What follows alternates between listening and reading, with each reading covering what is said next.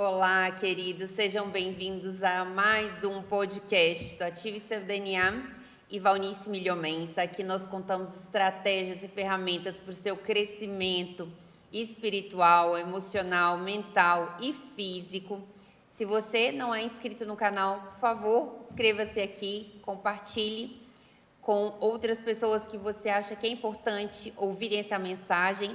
E o tema de hoje é um tema muito incrível. Acho que todo mundo já pensou, passou por uma situação assim. O tema é lidando com pessoas difíceis. Como fazer para lidar com pessoas difíceis? Então, eu estou aqui, já vou passar essa pergunta, né? Queria perguntar isso para você. Como fazer para lidar com pessoas difíceis? Se você já passou por essa situação. Por que a gente acha que as pessoas são difíceis? Começa logo com a nossa autoimagem, eu sou melhor do que todo mundo. Às vezes com o nosso orgulho, às vezes com o nosso próprio orgulho. Porque nós somos difíceis, quem é que não tem problema? Se a gente parar pouco... Não, a gente fala assim, deve ser na nossa oração, quando a gente fala, como lidar com essa pessoa difícil, Deus deve falar, tá bom, senhor perfeitinho. Tá bom, senhor perfeitinho. Como é que a gente trata Deus, né? Como nós tratamos Deus, Deus tem tanta paciência conosco. Acho que, primeira coisa, a graça e a misericórdia, que são dons divinos para compreender as pessoas. O que eu descobri na minha jornada, que vai longa? Eu entrei no seminário com 17 anos, com 18 eu já tinha que lidar com pessoas, e o primeiro lugar onde eu trabalhei, com 18 anos, eu tinha 18 anos, o seminário onde eu estudei, você tinha que fazer a parte prática em igrejas da cidade, lá no Recife, e mandaram para uma igreja onde tinha muita gente da favela, e tinha um grupo de adolescentes na escola dominical. Não tinha professor que aguentasse esses meninos. E qual foi o meu trabalho? Ser a professora destes adolescentes. Ser a professora. E eu era quase um adolescente com eles, né? Eu tinha 18 anos. E tinha um bairro lá chamado Brasília Teimosa. A Brasília Teimosa, favela, um povo muito pobre. Mas eu amei aqueles meninos. Eles andavam comigo, a gente brincava, íamos para Brasília Teimosa, e eles se apegaram tanto a mim, que eles faziam tudo o que eu queria. E eu descobri logo assim, na minha primeira experiência, que a melhor maneira de lidar com pessoas difíceis é compreendê-las. Porque geralmente essas complicações que as pessoas manifestam é por causa de problemas que elas vivem, sofrimentos em casa. Quando fomos ver de onde é que vem, não tem pai, não tem mãe, largado, sem amor, sem carinho, sem nada. Então, quando chega ali e encontra alguém que abraça, que ama, que aceita, você vê que o comportamento muda. Na realidade, as pessoas mais problemáticas são as que mais precisam de compreensão e de amor. E, claro, eu com 18 anos tive essa primeira experiência, não tive dificuldade, porque realmente eu amava, e eles eram tão maravilhosos, andavam comigo, a gente brincava, ia fazer visita lá em Brasília Teimosa, porque eu nunca cheguei para repreendê-los, para dizer uma palavra negativa. Não, era o amor, simplesmente, amar. A pessoa vai se desarmar. Então, queridos, eu estava aqui com um provérbio: qualquer pessoa tola tem o poder de começar uma briga.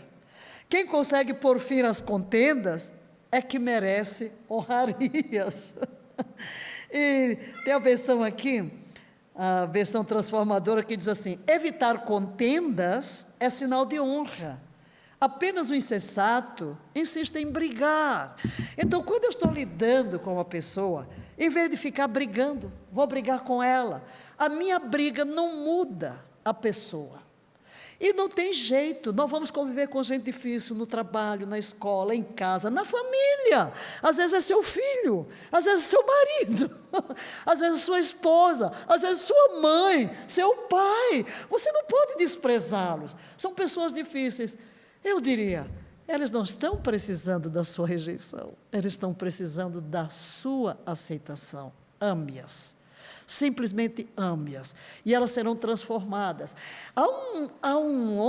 Houve um homem, ele já partiu para a eternidade, bastante idoso, ele era um judeu, criado como órfão num ortodoxo, era orfanato, ortodoxo, mas o menino era insuportável, era órfão, Moris Cerrulo, criado como um ortodoxo judeu.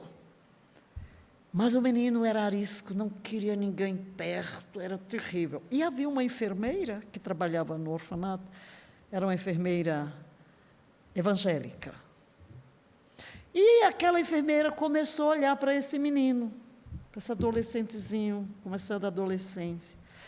E ele, sempre, ela insistia em amá-lo, chamar para perto, e no começo era difícil, mas terminou conquistando, porque geralmente essas pessoas, quando alguém se aproxima, ela pensa, mais uma rejeição.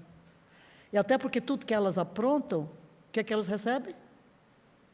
Repreensão, condenação e adjetivação. Você é um rebelde, você é intolerante, não tem quem aguente com você, você é um... Aí isso ainda vai criando um problema maior, a pessoa vai se deprimindo. Mas você chega, a despeito, a pessoa trata mal, mas você trata bem. Aliás, é um provérbio, né, que se a gente trata bem, amontoa brasas vivas sobre a cabeça da pessoa. Essa questão é até muito importante, que a gente vê pais amaldiçoando seus filhos, né? Ah, esse menino é burro. Às vezes ele não estudou muito bem, não tirou uma nota muito boa. Então, profetiza aquilo e acaba criando aquilo na personalidade da pessoa. Aí eu sou burro mesmo, aí eu não consigo, que aquilo vai reverberar na vida adulta dele, né? Ah, você é burro, você é preguiçoso, se por acaso ele às vezes não arrumou a cama naquele dia, você é preguiçoso. Então, tomar cuidado com essas coisas, que você está alterando a identidade da pessoa, né? Você está mexendo na identidade. E você está taxando. E, assim, taxando seu próprio filho com esse selo, né? Então, selo de preguiçoso, selo de burro. Problemático. Melhor um selo de você... tinha uma história muito bonita, eu vi uma história linda num filme, que o pai, todos os dias, ele deitava com o filho na beirada da cama, e ele falava para ela, né, era uma menina, então falava para ela, como você é linda, você é guerreira, você é inteligente, você é carinhosa, você é doce, você é dócil. E aí, um dia o pai ficou mais tarde no trabalho e não conseguiu chegar a tempo para fazer a filha dormir, né? E aí ela se levantou e foi buscá-lo, e ficou esperando na sala, né? E ele falou, mas você não foi dormir? Não, papai, porque você não tinha me dito que eu era. Então, eu não consegui dormir, porque eu não soube o que eu era. Então, muitas vezes, os pais, não só os pais com os filhos, mas nesse caso você acaba até consolidando mesmo a identidade, mas os amigos, os colegas, os familiares, no trabalho, você pode estar taxando mesmo, colocando um selo numa pessoa. Aí você fala da questão dos pais verbalizarem esses adjetivos negativos. Aí o que ocorre? Porque como está mexendo na identidade, quando elas vão para o mundo lá fora, vão se deparar com o quê? Rejeição. Porque a conduta dela é problemática. Ela não sabe quem ela é. A autoimagem dela está totalmente destruída. Então, ela vai ser aquela pessoa agressiva, ou vai ser aquela pessoa... Porque uns reagem explosivos e outros se fechando. Tudo tem uma raiz só, é a rejeição. São profundas raízes de rejeição. E onde é que existe a rejeição? Gente, onde faltou amor, compreensão e aceitação. Deus fez a nossa personalidade dependente para crescer saudável desde a infância, com a necessidade de receber amor, compreensão, aceitação. Onde não houve isso, na gestação, durante a gravidez, na primeira infância, as pessoas vão crescer com essa rejeição que se manifestará de diversas formas. Ou a pessoa que vai ser sufocada, que nunca se expressa, ou aquela que é agressiva. Então, meu conselho vai ser sempre esse: ame, compreenda, porque a pessoa vai mudar. Como muda? Eu tive uma experiência em África, porque tudo quebrava, estávamos no comunismo, faltava muita coisa, e o povo vinha de fora para trazer comida e tudo. E no meu apartamento, de repente, sumiram as coisas, sumia. Aí eu perguntava ao meu empregado, Batista, o que aconteceu? Ele me chamava menina, né? Menina, não sei, mas não fui eu e tal. Aí um dia, ele chegou e descobriu, os meninos que têm uma chave que dá aqui. Adolescentes. Então são eles. O que eu faria? Podia ir falar com os pais, mas não fiz isso. Eram 2 meninos. Eu chamei em casa. Preparei uma mesa, um lanche, muito ali, na minha sala. Sentei-me com eles. Peguei um pedaço de papel para cada um, a caneta. Aí falei, olha, entendi que vocês vieram aqui, mas eu queria conversar com vocês.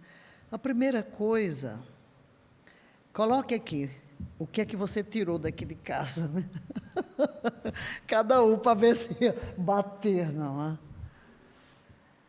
E eu disse, olha, não vou falar com o pai de vocês, eu perdoo vocês, mas isso é porque vocês não conhecem Jesus. E eu falei do amor de Jesus, dei um lanche maravilhoso para eles. Você sabe que eles se tornaram guardas da minha casa? Chegavam aqueles caminhões com as coisas que ficavam estacionadas. Olha, estou guardando, estou vigiando para ninguém tocar nada seu. Como é que eu ganhei aqueles ladrõezinhos? Eu os amei. Eu não os tratei como ladrões. Eu os trouxe aqui, dei um lanche. Alguém que estava dizendo, dar um presente para eles, você. Mas porque o amor, a Bíblia diz que o amor cobre uma multidão de pecados. Né? O amor cobre uma multidão de pecados. Então eu só posso dizer, lidar com a pessoa problemática, sempre lidaremos. Mas comece a pensar, quem é mais problemático precisa de mais amor, de mais compreensão, porque nessa conduta ela evidencia que houve falta em sua formação de ser amada, compreendida e aceita. Maravilhoso, muito maravilhoso. Isso, na verdade, remete a uma coisa muito importante que a gente tem de neurociência. E muitas vezes o ser humano ele tem essa tendência de querer mudar o outro, né? Quando ele lida com alguma coisa que ele não sabe muito bem, ou se uma pessoa que ele julga ser difícil, ou mais ou menos difícil, ele quer mudar o outro, né? Com essa necessidade de mudar o outro, mudar o ambiente. Se um ambiente não está bom, se uma cidade não está boa, se não está acontecendo coisas de acordo com a vontade dele, às vezes ele quer mudar, simplesmente ele quer mudar. E ele carrega dentro dele aquilo, né? Vai carregar toda a bagagem dele para outra cidade, então já não vai dar certo de novo, naquela cidade vai acontecer o mesmo problema. Tem um estudo de neurocientista que mostra muito bem isso, que a gente não consegue mudar o outro, a gente só muda. Eu só mudo cabeça de Valnice se eu abrir com traumatismo craniano, ou então com câncer ou uma doença.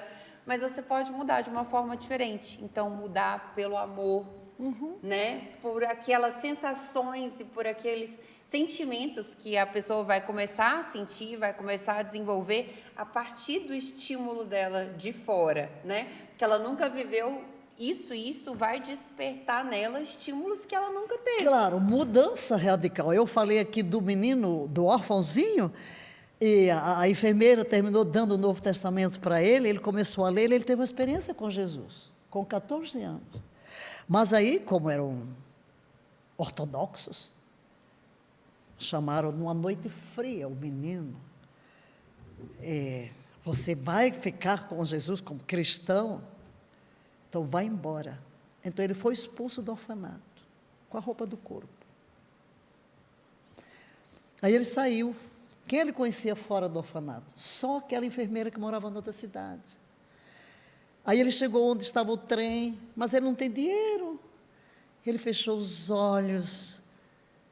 Se Jesus é uma realidade, ajuda-me. E ele, de olhos fechados, ele sentiu como se houvesse alguém que encostasse de um lado e do outro, aquecendo. Quando ele abriu os olhos, ele estava na cidade da enfermeira. Ele se tornou um evangelista mundial, Maurice Serru, um ministério no mundo inteiro, levando milhões e ajudando os judeus. Tudo porque o amor de uma enfermeira transformou a identidade e curou a rejeição.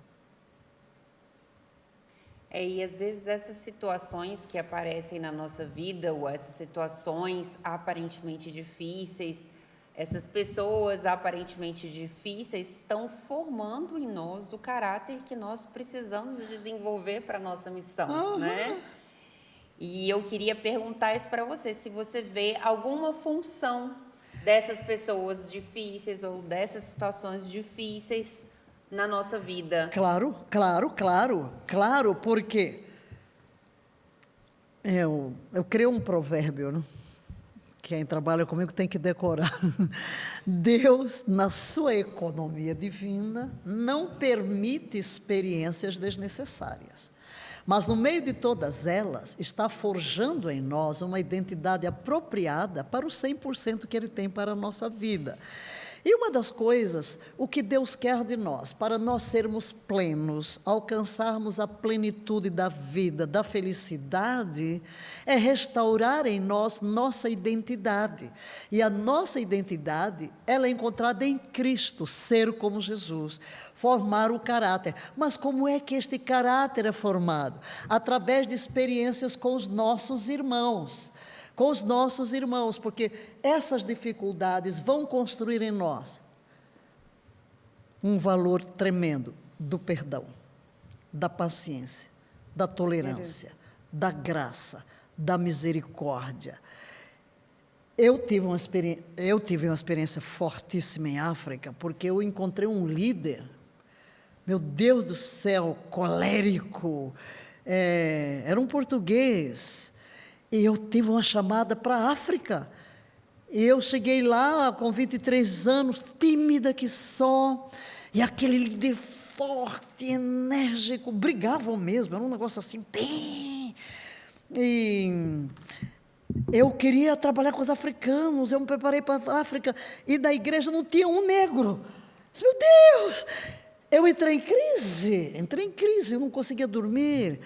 Mas aquele homem que personalidade difícil, aí me pôs a vender Bíblia de lugar em lugar, e eu naquele conflito, tudo. Que temperamento difícil. Aí, de repente, eu comecei a desenvolver um sentimento ruim. Olhava para ele, seu hipócrita. Ai, meu Deus, perdoa. Eu não posso pensar nisso. Quando eu lhe digo que eu não nasci ontem, né? Eu venho de muitas experiências para chegar nessa idade. Calma, serena e tranquila. Não me defendo, não critico. Claro que eu já passei por muitas fornalhas na minha vida, né? Na formação do caráter de Cristo, lidando com gente assim, tão difícil. Meu Deus, tem que perdoar. Aí, de repente, eu vou ler um livrinho de Hannah Dale Smith. Aí diz, nós somos como barro, né? Deus quer moldar em nós o vaso. Mas, às vezes, Ele tem que nos amassar. Então, as pressões, aí diz, os nossos irmãos são os nossos vidros de remédio. Aí diz, quanto mais amargo, melhor. Para quê? Formar o nosso caráter. Como é que eu vou aprender a perdoar? Se alguém não pecou contra mim, como vou aprender a ser paciente se alguém não testa a minha paciência? Eu tenho cada experiência em África, né? Eu resolvi trazer as meninas para morarem comigo. Mas as meninas, elas vêm do mato mesmo, sabe? E, meu Deus do céu, saia do banheiro, eu tinha que volta. Jogava no chão as cascas do que comia e tal. E tinha uma empregada. Aí uma menina de uma tribo, outra da outra, e a empregada da outra. Santo Deus. Eu ia para o instituto, a empregada não tinha chegado. Eu voltava, ela já tinha saído, porque não queria cozinhar para as meninas. E era aquela coisa, e a briga das tribos dentro de casa. Eu disse, Senhor. Aí um dia eu disse para Deus, eu vou despedir, mas eu não faço nada sem orar. Fui orar. Ai, Senhor. Aí Deus fala comigo. Vai conservá-la 1 ano, para aprender você a ser paciente. Eu disse, uau, estou na escola da paciência. Graças a Deus eu fui batizado no Espírito Santo, comecei a orar em línguas. Aí quando eu via tudo errado, aquela briga de tribos e da empregada, aí eu começava a orar em línguas. Daqui a pouco eu vi que elas se tornaram amigas, a empregada com as outras. Resolveu o problema, porque agora eu estava com paciência, né? O propósito de Deus, dessa confusão das tribos na minha casa, me ajudou a ser paciente. E eu nem sabia que todas essas experiências difíceis, com pessoas difíceis, com esses vidros de remédio tão amargos, teve várias, tá? Estavam me formando para esse ministério no Brasil, chegar aqui, levar bomba de todo lado e tranquila, ama todo mundo, perdoa todo mundo, compreende todo mundo. Sim, você tem razão.